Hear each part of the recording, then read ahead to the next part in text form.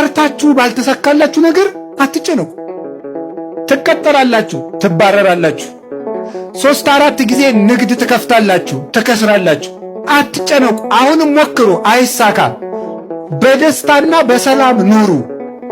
ጥራችሁ ባልተሳካ ነገር አትጨነቁ። ለምን ዳውነንስ አንሞትም? ሰነፉነን አንሞት እንጂ ዳውነንማ አንሞት። ምን ችግር አለው? 3 ክንድ ከስንዝር መገነዣ ብቻ አይደለም ይከተለን? ምን ይዘነው ምን ይነግራል? የለም።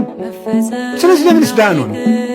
ድህነታችሁን ለስንፍና ማስረጃ አታድርጉት እንጂ የታባቱ ለምን ዳልሆንም ብላችሁ አትስነፉ።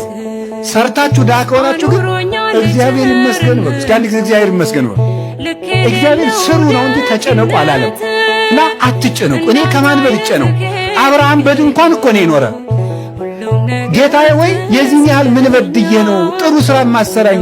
ሕይወቴ በመባከን አለቀ፣ ለምን አታሳካልኝም? የብዙ ምዕመናን ጥያቄ ነው።